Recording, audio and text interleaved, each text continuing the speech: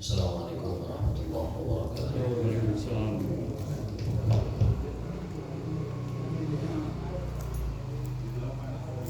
Alhamdulillahirabbil alamin. Bihi nasta'in wa ala umuri dunya waddin. Asyhadu an la ilaha illallah wahdahu la syarika lah wa asyhadu anna Muhammadan abduhu wa rasuluh wa la nabiyya ba'dah. Allahumma shalli wa sallim ala nabiyyina Muhammadin wa alihi wa sahbihi wa man wala. Allahumma subhanaka la ilma lana illa ma 'allamtana wa 'allimna ma yanfa'una wa zidna ilman. Allahumma rabbana atina fid dunya hasanah wa fil akhirati hasanah wa qina adzabannar. Wa adkhilna jannata ma'al abrar ya aziz ya ghaffar ya rabbal alamin. Amin. Mas sekalian rahimakumullah, kita lanjutkan kajian Bukhari kita. Terakhir di hadis 946. Sebentar lagi nyampe 1000 hadis ya. Ini kitab totalnya 7.700 hadis. Jadi ya ada 6.000 lagi. Masih berkenaan dengan peristiwa perang Ahzab ya, yang setelah itu Nabi instruksikan untuk menaklukkan Yahudi di Bani Quraizoh, karena beberapa kabilah Yahudi itu ternyata melanggar perjanjian, melanggar piagam Madinah, yang mana di antara butir-butir piagam Madinah itu adalah bahwa setiap warga Madinah, apapun agamanya, apapun latar belakang sosialnya, wajib menjaga keamanan negara Madinah dari serangan musuh. Itu fakta kesepakatannya. Namun demikian, ternyata beberapa kabilah Yahudi itu ada yang melanggar dan berkhianat pada perjanjian tersebut. Dan juga Madinah dikepung oleh pasukan besar yang namanya pasukan Azam. Rasul dengan membuat strategi Khandaq, itu ternyata kabilah Yahudi tersebut melanggar perjanjian. Walhasil setelah kemenangan diraih, Rasulullah SAW menaklukkan sekutu yang terdiri dari pasukan musyrikin, Yahudi, Nasrani, dan juga kabilah-kabilah Arab lainnya ya. Setelah mereka dapat ditaklukkan, maka Rasul menginstruksikan pasukan untuk menuju ke Bani Quraizoh. Dan beliau berpesan, tidak ada yang sholat di antara kalian satu orang pun kecuali Bani Quraizoh. La yusalliyanna ahadukum al-asra illa fi Bani Quraizoh. Maka sahabat pun berangkat ya, pasukan itu berangkat ke Bani Quraizoh. Karena mereka memahami instruksi Rasul demikian, tidak ada yang sholat kecuali di Bani Quraizoh. Itu sahabat terbagi kepada dua pemahaman. Pemahaman yang pertama bahwa yang dimaksud Rasul itu bukan masalah sholat asarnya, tapi cepatnya, segera berangkat ke sana supaya lebih capek, lebih cepat sampainya. Maka di antara sahabat ada yang sholat di jalan, karena yang maksud Rasul itu adalah yang penting cepatnya, bukan masalah asarnya. Tapi sebagian sahabat menafsirkan apa adanya, bahwa kalau kata Rasul sholatnya di Bani Quraizoh, maka sesampai kapanpun sholat di Bani asar itu di Bani Quraizoh. Nah, sahabat kelompok dua ini sholatnya bahkan sudah masuk waktu maghrib, karena instruksi Rasul demikian. Nah, ketika Rasul sampai di Quraizoh, maka kedua kelompok ini dalam bahasa kitanya melaporkan masing-masing apa yang mereka lakukan kepada Rasul selaku komandan. Dan Rasul walam yu'annid ahadan minhum, Rasul tidak mencela siapapun di antara mereka. Artinya Rasul membenarkan sahabat yang sholat di jalan, dan Rasul juga tidak menyalahkan sahabat yang sholat di Bani Quraizoh. Dua-duanya menggunakan dalil yang sama, tetapi memahaminya berbeda. Maka dalam fikih kita juga, dalam kehidupan kita, masalah-masalah seperti itu asal dalilnya ada, perbedaan pemahaman terhadap dalil itu dalam fikih itu warid itu benar adanya, dan kita adalah saling toleransi, saling menghormati sesama mazhab yang ada. Yang penting memang mereka punya dalilnya. Sudah saya sering katakan, yang paling sederhana itu adalah qunut subuh misalnya. Imam Ahmad mengatakan bahwa dalil qunut subuh itu hadisnya dhaif, lemah, tidak bisa jadi rujukan. Maka Imam Ahmad dan teman-temannya tidak melaksanakan qunut, termasuk Imam Hanafi. Imam Syafi'i mengatakan bahwa dalil qunut subuh itu hadisnya hasan. Hasan itu bagus, di atas dhaif, di atas lemah. Maka Imam Syafi'i berpendapat bahwa qunut subuh itu tetap ada, masih ada. Juga hal itu dikuatkan oleh pendapat Imam Malik Jadi yang berpendapat kunut itu adalah Imam Malik dan Imam Syafi'i gurunya. Hanya saja tata caranya berbeda. Imam Malik kunutnya sebelum ruku, Imam Syafi'i kunutnya setelah ruku. Tapi dua-duanya berpendapat bahwa kunut itu ada. Sementara dua mazhab lainnya, Hanafi dan Hambali, mereka mengatakan tidak ada kunut. Tapi mereka saling menghormati karena apa? Karena tahu dalilnya. Hanya berbeda memaknai dan memahami kedua hadisnya sama, tapi pemaknaan keduanya berbeda. Jadi hal semacam itu dalam kaidah usul fikih, nata'awan fi mattafaqna alaihi wa natasamah fi makhtalafna fihi. Kita bekerja sama, bersepakat dalam hal-hal yang kita ini sepakat, bekerja sama dalam hal yang disepakati, dan saling toleransi menghormati di antara kita dalam hal yang berbeda. Itu kaidahnya seperti itu. Kita sepakat kita saling tolong-menolong, membantu dalam hal yang kita sepakati, bekerja sama, dan kita saling toleransi dalam hal yang kita berbeda pendapat di dalamnya, sehingga tidak usah dipertajam perbedaan-perbedaan semacam itu. Nah, kita masuk ke tema lain, Kitabul Idain, bab tentang dua Idul Adha dan Idul Fitri, dua hari raya. Pertama Idul Fitri dan kedua Idul Adha. Sebentar lagi kita akan merayakan kedua hari raya itu, kurang lebih berapa hari lagi? 13 hari lagi kurang lebih ya. Mudah-mudahan bareng sepakat. Jadi opornya bareng, tempatnya bareng gitu.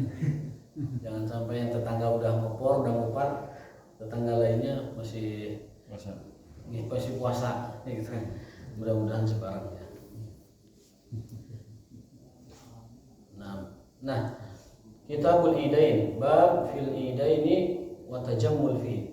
Bab tentang hari raya dan disunahkan menghias diri, tajammul. Tajammul itu menghias diri.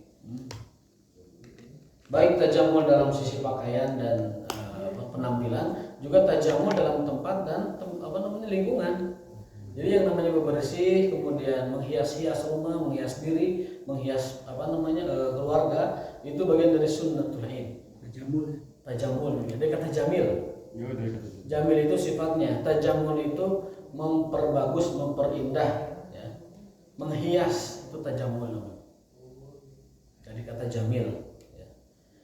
Jadi disunahkan untuk bertajammul. Namun sebelum Imam Bukhari membahas tentang bagaimana Idul Fitri Idul Adha itu, ada sebuah hadis yang beliau kemukakan bahwa Rasulullah SAW itu pernah menerima hadiah pakaian min istabraqin. Istabraq itu semacam perhiasan, pakaian yang sangat mahal. Kemudian beliau mengatakan bahwa tidak pantas aku menggunakan pakaian seperti ini. Dikasih ke Umar, sama Umar dipakai. Terus ketahuan, ditegur oleh Rasulullah, "Hai Umar, kenapa kau pakai pakaian itu?" "Saya jaga pakai." Umar menganggap, "Lah kan Anda memberi saya begitu." Kata Rasul, "Saya ngasih ke kamu itu bukan buat dipakai. Jual itu barang, lalu hartanya sedekahkan." Demikiannya, jadi untuk dipakai ke Umar. Saya bacakan riwayatnya. Ketika ya Rasulullah ibta hadhi tajammal biha lil id wal wufud, faqala Rasulullah. Jadi Rasul itu diberikan pakaian yang mahal begitu, dan yang memberinya itu berpesan begini, "Ya Rasulullah, pakailah pakaian ini untuk Anda berhias di hari Id dan untuk menerima tamu." Tapi Rasulullah mengatakan SAW, inna hadhihi libas man la khalaqa lahu. Ini pakaian yang dipakai oleh orang-orang yang, dalam bahasa kitanya, orang-orang yang tidak berharap akhirat gitu. Jadi kalau orang beriman itu berharap pakai pakaian itu nanti di akhirat, bukan di dunia, ya kan? Fala bisa Umar masya Allah an yalbatha, thumma arsala ilaihi Rasulullah SAW bijubati dibajin fa'aqbala biha Umar fa'ata biha Rasulullah SAW faqala ya Rasulullah innaka qulta innama hadhihi libasu man la khalaqa lahu wa arsalta ilayya bihadhihi al-jubbah faqala Rasulullah tabi'uha aw tusibu biha hajatak. Jadi Rasul itu memberikan pakaian semacam itu bukan untuk dipakai. Kamu jual itu kepada yang memerlukan, mungkin kan bisa dipakai untuk orang tertentu, mungkin ada yang membutuhkan, atau dipakai untuk orang mungkin non muslim atau segala macam lah. Ambil harganya, kemudian pakai itu harga buat kebutuhan kamu, atau disedekahkan juga tidak apa-apa. Demikian. Nah, ada sebuah hadis lain ya. Rasul bersabda bahwa beliau itu melarang orang-orang beriman, orang-orang Islam memakai pakaian syuhrah. Nah, Rasulullah SAW libas syuhrah. Rasul melarang orang beriman menggunakan pakaian syuhrah. Apa pakaian syuhrah itu? Pakaian dari kata masyhur. Pakaian ketersohoran. Saya nggak tahu terjemah Indonesianya apa itu. Rasul itu melarang kita menggunakan pakaian yang syuhrah, yang beda sendiri. Nah, itu beda sendiri. Tampil beda. Rasul itu melarang umatnya untuk menggunakan pakaian yang tampilnya beda. Beda sama orang lain. Beda dengan tradisinya, beda dengan lingkungannya, beda dengan sosialnya, dan sangat mencolok. Rasul itu melarang kita menggunakan pakaian syuhrah. Contoh misalkan kita di Indonesia ya, di Bandung, tiba-tiba ada orang pakaian yang bajunya itu kayak mafia India gitu ya, bleber, kemudian sorbannya panjang, ya seperti itulah. Nah itu kan di kita syuhrah seperti itu, tidak diperkenankan. Ataupun kita di lingkungan yang sederhana, kita pakaiannya yang terbuat dari pakaian yang berkilau-kilau gitu, yang gemerlap. Nah pada intinya Rasul melarang orang-orang beriman menggunakan pakaian yang beda sendiri sama orang lain. Artinya apa? Kita dianjurkan untuk memakai pakaian yang lazim pada umumnya. Yang lazim pada itu namanya libas syuhrah. Libas syuhrah. Nah, pertanyaannya adalah, apakah ketika menggunakan pakaian khas orang beriman itu libas syuhrah? Itu bukan. Bukan. Misalkan Rasul menganjurkan perempuan itu berbaju lebar. Ya, sebagian mazhab ada yang mewajibkan cadar misalkan. Ataupun laki-lakinya dengan berpenampilan seperti orang-orang yang biasa digunakan pada lingkungan umat Islam, itu bukan syuhrah, karena memang itu sebenarnya aslinya gitu. Hanya saja di masa tertentu mungkin belum diterima. Contoh dulu gamis itu kan masih aneh orang. Gamis yang biasa dipakai oleh umat Islam dimanapun ya, dan itu diterima dimanapun, tapi karena ada lingkungan tertentu yang belum familiar, menganggap itu sebagai sebuah keanehan. Nah, yang seperti itu bukan syuhrah, karena memang aslinya pakaian umat Islam itu ya seperti itu awalnya begitu. Nah, maka yang dimaksud syuhrah itu adalah pakaian di dalamnya itu ada kesohoran, ada keterkenalan, ada keangkuhan, ada merasa beda sendiri, ada merasa ingin di atas yang lain, beda sendiri sama yang lain. Itu namanya libas syuhrah. Rasul melarang orang memakai pakaian yang syuhrah, yang penuh dengan kemasyhuran dan perbedaan. Biasanya para artis suka menggunakan pakaian syuhrah yang dibahas laki itu nanti baik anak untuk laki-laki dilarang. Laki Dilarang. misalkan celana sampai ke tanah gitu. Dilarang. Itu dilarang, nggak boleh. Jadi sapu. Iya. Kalau perempuan silakan. Kalau laki-laki tidak boleh memakai baju apa istilahnya isbal ya, baik itu sarung, celana di bawah mata kaki ngambai. Jadi kata Imam Nawawi itu ada 4 hukum itu. Rasul kan bersabda, apa yang dipakai di bawah mata kaki finar, di neraka. Yang pakaiannya di bawah mata kaki diancam dengan neraka. Tapi ada hadis lain Abu Bakar itu pakaiannya ke bawah. Maka Imam Nawawi menyimpulkan ada 4 hukum itu. Yang di atas mata kaki asoba sunnah, dia mengenai sunnah. Cingkrang gitu ya. Ya, yang cingkrang dia telah mengenai sunnah, asoba sunnah. Kemudian yang di pas mata kaki atau di bawah mata kaki, selama dia tidak sombong, itu hukumnya mubah-mubah saja. Tapi kalau di bawah mata kaki dibiarkan, meskipun tidak sombong, hukumnya makruh. Di bawah mata kaki hukumnya dengan sombong, itu yang diharamkan. Jadi di atas mata kaki itu sunnah, pas atau di bawah itu selama tidak sombong jatuhnya makruh. Kalau sombong jatuhnya haram. Gitu. Dan diancam oleh neraka. Jadi yang selamat itu adalah di atas mata kaki dan tidak sombong. Yang cingkrang ya. Yang cingkrang dan tidak sombong. Dan kalau cingkrang sombong juga tetap diancam karena sombongannya. Kayaknya cingkrang tapi sombong gitu, merasa paling syariah. Itu juga berbahaya. Karena kesombongannya itu membuat dia ujub dan riya dan sum'ah juga. Apalagi di bawah mata kaki dengan kesombongan, dia tadi diancam Rasul dengan neraka. Rasul bersabda, matah tasa, apa yang ada di bawah bitis, di bawah mata kaki, matah takabain, di bawah mata kaki itu finnar, diancam dengan neraka. Kesimpulannya dari 4 pendapat Imam Nawawi itu, yang pakaiannya di bawah mata kaki dan dia merasa sombong, itu diancam dengan neraka. Dan yang paling selamat adalah di atas mata kaki tanpa bersikap sombong. Sedangnya bagaimana? Sedangnya itu nggak apa-apa di mata kaki, tapi jangan sombong. Gitu. Minimalnya. Ya minimalnya. Gitu. Batas nggak apa-apanya kalau kita belum sempurna mengamalkan sunnah dalam pakaian. Setidaknya kita, kalaupun terpaksa harus di mata kaki atau di bawah sedikit, jangan ada kesombongan. Karena apa? Karena di zaman jahiliyah simbol kesombongan dan keangkuhan orang itu kalau yang kaya pakaiannya itu ngambai ke tanah. Ya. Jadi orang jahiliyah itu kalau pakai gamis atau sarung atau celana itu ngambai ke bawah. Itu simbol kekayaan dan keangkuhannya. Nah, kita jangan ikuti karena itu ada kemakruhan. Itu hadis yang pertama di dalam kitab Al-Idain, bahwasanya kita diperintahkan berhias di hari raya, diperintahkan untuk menghias rumah dan tempat-tempat kita di hari raya. Akan tetapi itu kepentingannya apa? Demi menerima tamu ya, demi menerima tamu agar tamu indah melihat kita, nyaman melihat kita. Aduh, pekarangannya bersih, rumahnya bersih, orangnya juga bersih, kan begitu. Itu disunahkan. Akan tetapi jangan berlebihan. Somea. Jangan berlebihan dengan menggunakan tadi libas syuhra. Yang kedua, tidak tajamul dengan pakaian yang seperti tadi yang berhias bertahtakan perhiasan, itu tidak boleh karena berlebihan. Kasihan orang-orang fakir, orang duafa yang melihat hal semacam itu. Kenapa Nabi melarang kita makan di gelas emas, piring emas, sendok emas? Di dalam kitab Fiqhul Akhyar alasannya adalah man'an likasri qulubil fuqara, agar tidak membuat hati orang fakir miskin remuk dan hancur, tersakiti dengan melihat orang-orang kaya makan minum pakai gelas emas, sendok emas, sementara dia untuk beli beas-beas acan tidak ada. Yang beli sarung gajah diuk-diuk acan tidak ya.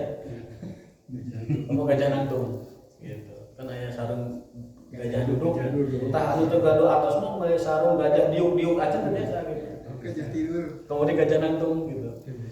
Nah, itu menjaga perasaan orang miskin ketika melihat ada orang yang pakaiannya begitu mewah, begitu gemerlap, sementara dia miskin papan, itu tidak boleh. Kemudian berikutnya adalah bab,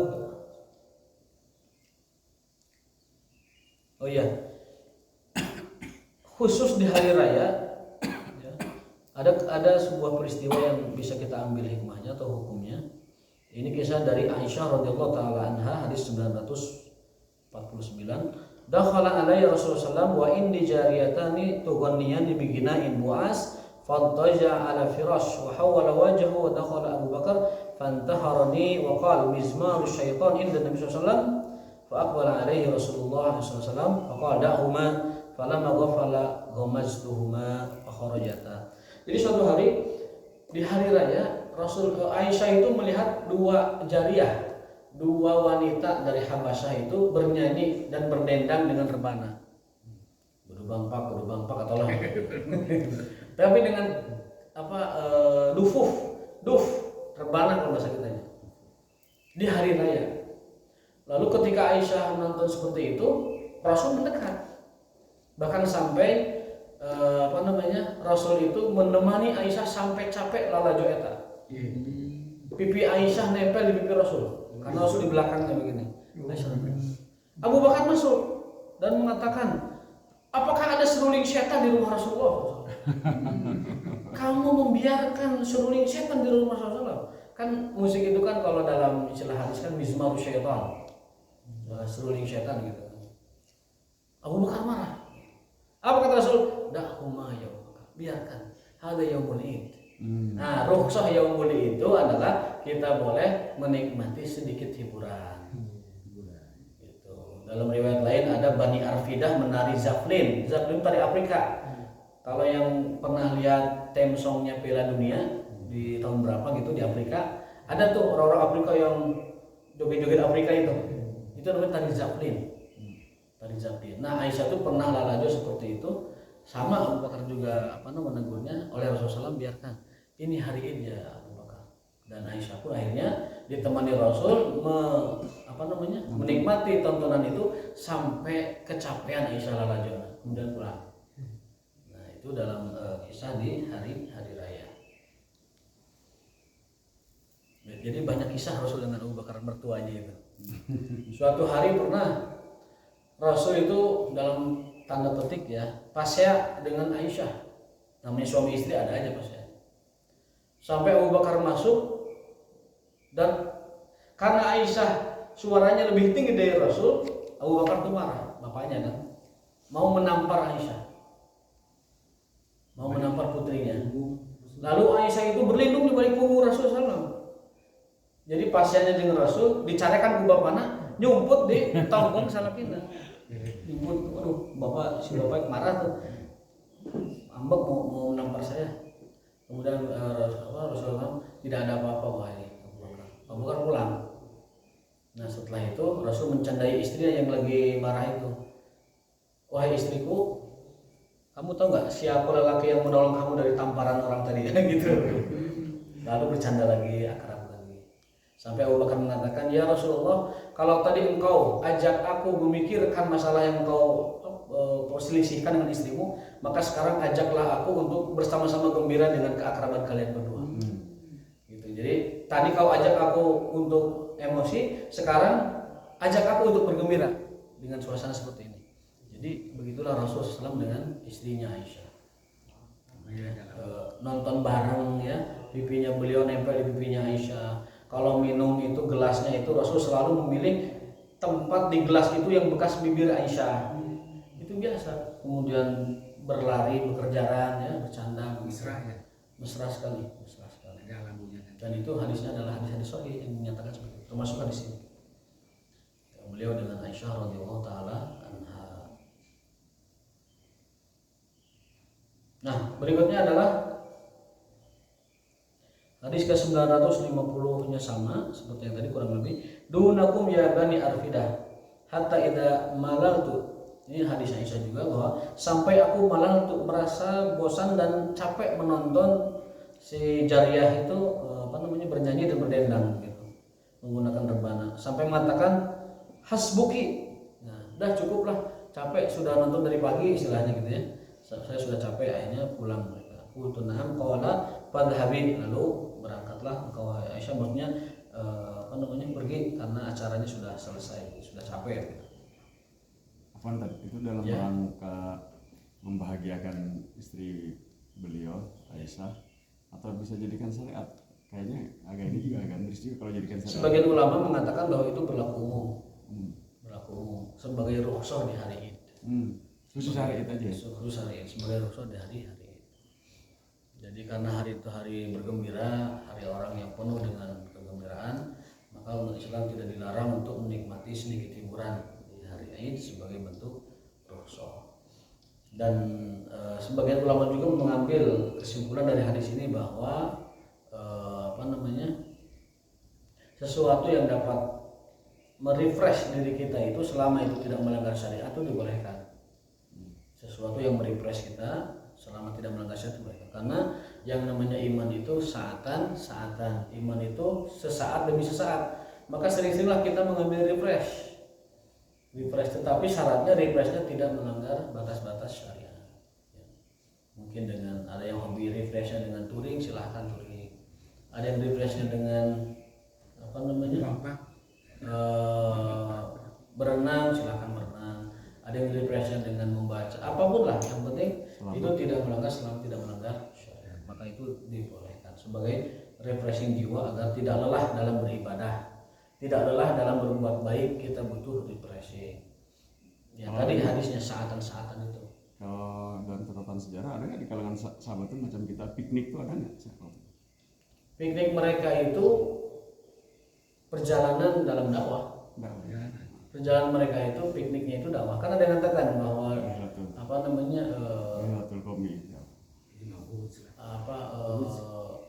syiahah ya. Syiahah kami itu, tamasya kami itu adalah jihad fisabilillah. Ya, tamasya kami itu jihad fisabilillah. Maka Rasul itu setelah usia 55 tahun justru ngegas dakwahnya. Kan jihad itu dimulai di usia beliau 55 tahun. Tak urang 55 tahun itu persiapan pensiun. Urang mah persiapannya teh 55 tahun teh. Rasul mah 55 tahun teh eta waktu beliau begas menaklukkan musuh-musuhnya sampai ngegas ke Romawi, ke Persia, ke mana itu Bizantium sampai selesai semua. Nah kita mah 55 ke 56 itu fase-fase kita menuju istirahat santai-santainya. Pensiun. Ini mungkin jadi renungan juga. Rasul SAW 40 tahun di Mekah sebagai insan biasa, belum menerima kewajiban risalah. Kemudian 40 diangkat Nabi dan Rasul, punya kewajiban dakwah. 13 tahun di Mekah. 13 tahun di Mekah. Berarti berapa? 40 tambah 13? 53. Ya. 40 tahun di Mekah, 40 tahun manusia seperti kita pada umumnya, lalu mendapatkan wahyu dan dimuliakan dengan risalah. 13 tahun di Mekah. Berarti usia beliau ketika ke Madinah berapa tahun? 53. Kemudian 2 tahun setelah beliau di Madinah menerima perintah syariat berjihad. Maka jihad beliau dimulai tahun ke-50. Maka beliau itu 55 tahun. Itu justru puncak-puncak perjuangannya. Badar tadi ya. Badar. Setelah Badar itu tiap tahun beliau itu berjihad. 10 kali menyaksikan langsung peperangan, memimpin, dan 36 kali kurang lebih itu beliau mengutus pasukan, mengirim pasukan menaklukkan daerah-daerah untuk agar supaya mengikuti agama Islam. Dengan ditawari berbagai macam tawaran, ditawari masuk Islam, kemudian dijaga keamanannya, boleh kami lindungi tapi Anda membayar jizya terus sampai akhirnya kalau membangkang dan melawan ataupun menghalangi dakwah Islam, baru diumumkan bahwa pertempuran harus dilakukan untuk perluasan wilayah dan juga penaklukan daerah-daerah. Tapi kebanyakannya negeri-negeri yang ditaklukkan oleh umat Islam itu kebanyakannya adalah luluh dengan kebaikan dan perangai baik dari para sahabat yang bersebar atau disebar ke daerah tersebut. Hanya beberapa saja yang mengalami perlawanan, itu pun bukan dari masyarakat, dari rejim yang berkuasa di sana. Ya, seperti ke Persia, orang Persia banyak tertarik dengan Islam karena sudah disampaikan kabar-kabar sebelumnya bahwa umat Islam itu baik. Sampai daerah Kairawan atau kalau salah ke daerah Khurasan itu, si rakyatnya itu mengirim surat ke Madinah bahwa kami ingin ditaklukkan oleh kalian. Gitu. Kami ingin ditaklukkan oleh kalian. Juga kejadiannya itu ke Baghdad sama, berkirim surat ke Damaskus. Kami ingin sekali kalian menaklukkan daerah kami, membuka wilayah kami, karena pemerintah kami zalim. Pemerintah kami menindas dan juga memaksa orang untuk kehendak-kehendak mereka. Jadi diundang oleh rakyat sana supaya menaklukkan daerah situ. Tapi kita jangan ya. Kita jangan, kita kan tidak punya kemampuan apa-apa, kecuali kalau kita sudah ada semacam entitas ataupun kemampuan untuk melakukan hal semacam itu. Ya. Tapi kita tidak punya ulil amri, kecuali ulil amri kita sekarang mau melakukan itu. Menjadi negara kuat, super power, punya hegemoni, punya dominasi dengan militer dan kekuatan ekonomi serta propagandanya bisa mengajak bangsa-bangsa untuk berdakwah, untuk mengajak kepada tauhid, untuk mengajak kepada Islam. Jadi Pak Presiden kirim surat kepada negara-negara yang belum Islam itu, wahai pemimpin negara aslim taslam, masuklah engkau ke dalam Islam, kalian akan selamat dunia akhirat. Itu yang dilakukan Rasul. Rasul demikian, diikuti oleh para khulafaur rasyidin dan lain sebagainya. Dan itu kewajiban ulil amri, bukan kewajiban kita. Ya. Dakwah semacam itu kewajiban ulil amri, tugas ulil amri, maka pahala dan dosanya pun itu untuk ulil amri. Kita mah kewajibannya menjalankan syariat yang biasa-biasa saja. Sholat, zakat, haji, saum, ya. Itu kewajiban kita. Kalau sudah kewajiban yang tadi, dakwah secara politik dan militer, itu kewajiban ulil amri, bukan kewajiban kita. Maka jangan merasa terbebani dengan kewajiban menjalankan hukum Allah di dalam syariatnya, kewajiban menegakkan hukum Islam di dalam hukum dan perundangannya, kewajiban menegakkan negara yang sesuai dengan hukum Allah, itu bukan kewajiban kita. Itu kewajiban ulil amri atau pemerintah. Mereka akan dihisab oleh Allah atas kekuasaan yang Allah berikan kepada mereka. Tapi semangat dan pro harus tadi. Tetapi kita mendukung dan memilihkan pemimpinnya, kewajiban kita. Gitu. Kadang orang tuh ada yang putus asa. Aduh gimana ya, kita nggak bisa menjalankan syariat Islam. Itu bukan kewajiban kita. Itu kewajiban ulil amri, yang mana mereka punya seluruh perangkat untuk melakukannya. Kita tidak punya apa-apa, cukup kita mah sholat saja, sholat, zakat, puasa, haji, dan memilihkan untuk pemimpin kita orang-orang yang sekiranya dapat potensial menegakkan hukum-hukum Allah Subhanahu wa taala. Tapi kalau KPI mah menuju ke sana ya. Itu mah manhajnya perlu dievaluasi dan lain sebagainya. Kalau ISIS Sesat kalau itu. Sesat. Sesat. Kan mengkafirkan, kita semua kafir oleh mereka. gitu. Kita semua kafir oleh mereka. Karena fikrahnya fikrah khawarij. Khawarij itu menghalalkan darah umat Islam selain mereka dan mengkafirkan umat Islam selain mereka. Itu jelas-jelas. Jadi di Sunni ada kelompok ekstrim namanya Khawarij, di Syiah ada kelompok ekstrim namanya Rafidhah, ya. Kemudian di kelompok lain juga ada yang kelompok ekstremis, selalu ada yang begitu, selalu ada di sepanjang sejarah. Tapi itu bukan tema kita sekarang ya, kita lewat dulu. Nah, berikutnya tentang bab sunnatul idain li ahli Islam. Ya. Ada sunnah-sunnah di hari raya yang mesti kita perhatikan. Akhbarani Zubaid qala sami'tu Sya'bi 'anil Barra qala sami'tu Nabi sallallahu alaihi wasallam yakhutubu faqala inna awwala ma nabda bi yaumina hadha an nusalli thumma narji fa nanhar faman fa'ala faqad asaba sunnatana. Ya, berikutnya juga saya lanjut aja ke 953 sekalian bahasnya. Ya, hadatsana Husyaim qala akhbarana Ubaidillah ibn Abi Bakar bin Anas an Anas bin Malik radhiyallahu ta'ala anhu qala kan sallallahu la yaqdu yaumal fitr hatta yaqula thamaratin wa qala marja wa qala Murajja ibnu Raja haddatsani Ubaidillah qala haddatsani Anas an Nabi sallallahu wa yaquluhunna witra. Nah, ini ada dua sunnah. Yang pertama, kalau Idul Fitri maka sebelum berangkat ke hari raya sunnahnya makan dulu. Dan usahakan makannya kalau mengikuti sunnah 3 atau ganjil. Jadi 3 kurma ataupun mungkin 3 centong kalau sama mah ya. 3 piring. Atau asa sahur emang 3 piring. Atau mungkin kalau kopi itu ya 3 seruput atau 3, pokoknya witir, dianjurkan witir. Pokoknya ya kulhuna witron ganjil. Sebelum Idul Fitri disunahkan makan dulu. Usahakan makannya ganjil kalau kita mengikuti sunnah. Idul Adha kebalikannya, saum dulu. Baru setelah sholat Idul Adha boleh makan. Hitungannya kapan? Hitungannya dari sholat subuh. Dari subuh tuh puasa dulu sampai sholat Id. Atau dari atau kalau Idul Fitri makan dulu, bangun subuh kita witir subuh, kemudian makan dulu sebelum berangkat sholat Id. Jadi kalau mau Idul Adhanya itu tidak kering mulutnya ketika sholat Id, maka ya jam 2 teh ngopi heula. Jam 2 ngopi, tidur sebentar, nah baru setelah itu kan puasa sampai sholat Idul Adha. Itu sunnahnya di hari raya Idul Adha. Jadi sudah diketahui ya umum seperti itu, tapi ini diingatkan lagi supaya tidak keliru dalam menunjukkan sunnah Rasulullah SAW. Ya, itu berkenaan dengan kita mulain fi yaum al-Aid. Nah, hadis berikutnya sama dengan hadis yang tadi di awal ya. Ini dengan redaksi yang lain, riwayat Aisyah radhiyallahu taala anha qalat dakhala Abu Bakar wa inni jariyatani min jawaril ansar tugonniyani. Ini riwayatnya lain bahwa kata riwayat ini ada seorang dua wanita jariyah ya, semacam budak begitu.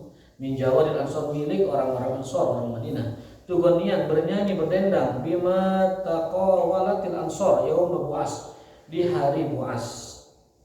Qalat wa laysa tabiqonatain faqala Abu Bakar ama zamiru syaitan fi baiti Rasulillah. Abu Bakar marah mendengarkan ada musik di rumah Rasulullah SAW, di sekitar Rasulullah SAW, dan mengatakan, apakah kalian membiarkan ada seruling syaitan di rumah Rasulullah SAW, di baiti Rasulullah SAW? Wa dzalika fi yaumil id, itu di hari raya. Faqala SAW, ya Abu Bakar, inna likulli qaumin idan wa hadza iduna. Wahai Abu Bakar, bahwa setiap umat itu punya id dan ini hari raya kita. Jadi maksudnya biarkanlah mereka bergembira wahai Abu Bakar. Rukhsah di hari Idul Fitri dan Idul Adha. Tapi sekali lagi, meskipun bergembira di hari Id itu itu rukhsah boleh bermain musik dan bernyanyi, tetapi jangan berlebihan. Tandanya apa berlebihan itu? Melebihi batas kepantasan dan kepatutan. Kalau di zaman Nabi SAW itu bermain rebana, bernyanyi dengan lagu-lagu yang sifatnya itu memberikan tarfih wa tafrih, memberikan hiburan, penyegaran, dan juga ada semangat di sana. Bukan lagu-lagu picisan, bukan lagu-lagu cemen, bukan lagu-lagu maksiat. Apalagi kalau lagunya baru bampaknya ada maksiatnya. Ya itu saya pikir itu sudah melewati batas rukhsah di yaumil id untuk bergembira. Waktu saya kuliah di Timur Tengah itu memang hari Id itu keluarga itu ngumpul ramai begitu. Dan ada di antara keluarga itu yang ngahariring begitu. Ada yang bersyair, ada yang memendangkan senandung lagu atau segala macam, dan keluarga lain itu menikmati. Jadi kasarnya mah kalaupun hiburan di sana ada wanita ada laki-laki, ke keluarga gitu. Keluarga begitu. Ya, paman-paman, tante-tante dan lain sebagainya begitu. Jadi bukan biduan kemudian datang, bukan, tetapi memang keluarga ngumpul, kemudian ada orang yang berdendang gitu, menyanyikan lagu, menikmati hiburan begitu. Jadi tidak berlebihan.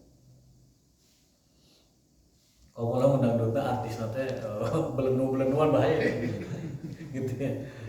Kayak itu kali badannya kayak itu kali itu bahaya gitu ya. Kayaknya katanya gini. Beneran kan?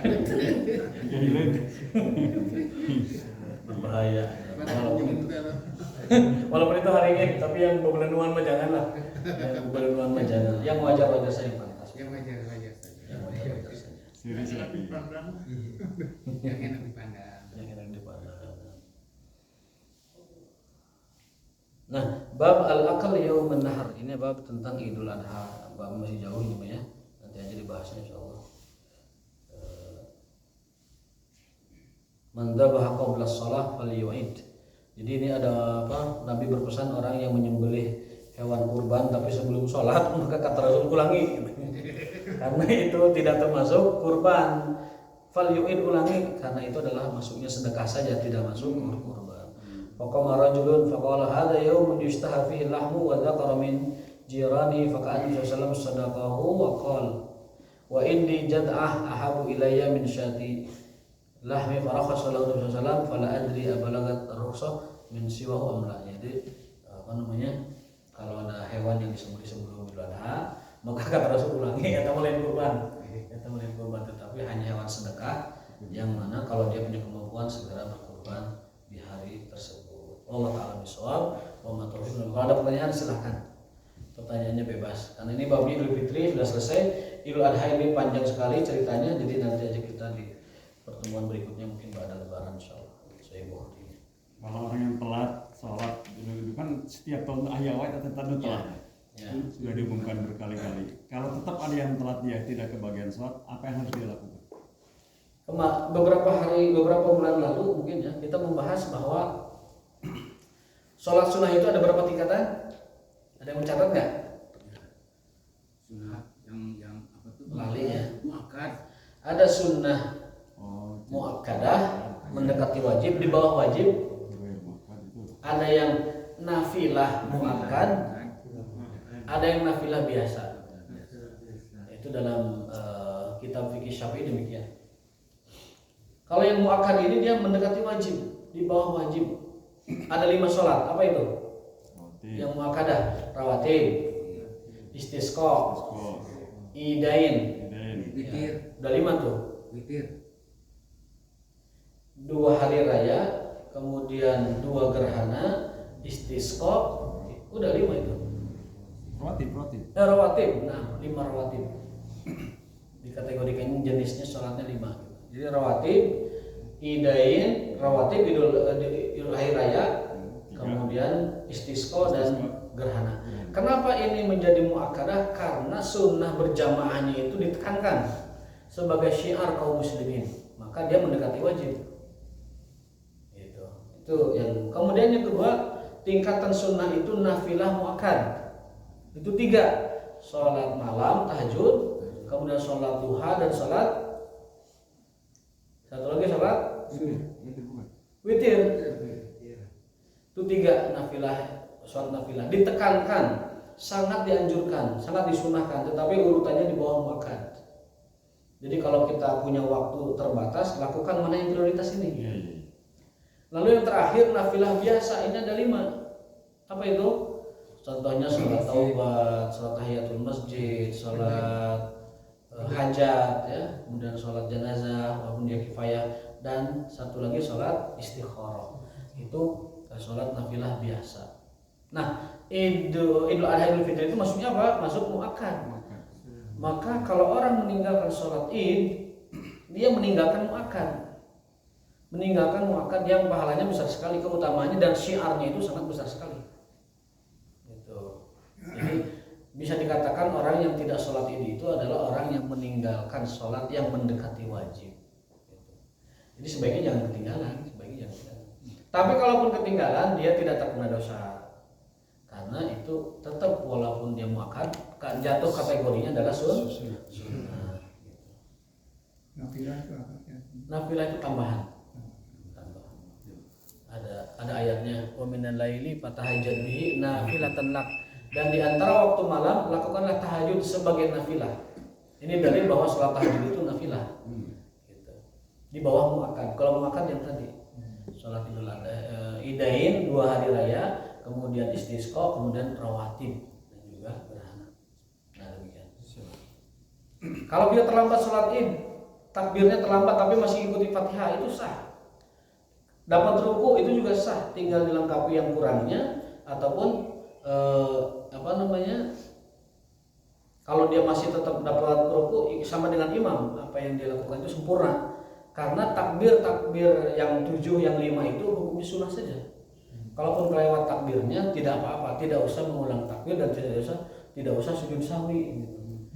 Kita datang terlambat, imam sudah takbir 7 kali, kita langsung Fatihah. Itu nggak usah sujud sahwi, nggak usah nambah rakaat, itu sudah masuk kategori mendapatkan Idul Fitri, Idul Adha. Karena takbir yang 7 rakaat pertama, takbir yang 5 rakaat kedua hukumnya itu sunnah, tidak apa-apa.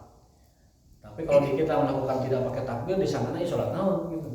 Karena awam tidak paham. Tapi kalau kita yang paham, itu hanyalah sunnah, tidak apa-apa. Jadi kalau ada imam mimpin sholat lupa takbir yang 7 itu, sebenarnya tidak usah disalahkan. Jangan disalahkan, nggak apa-apa. Tapi kalau nggak Fatihah, nah kalau nggak Fatihah ya sholat ya tambah skor. Tidak Fatihah mas skor. Oh tangan sholat, kita tutup. Subhanallah. Assalamualaikum warahmatullahi wabarakatuh. Waalaikumsalam.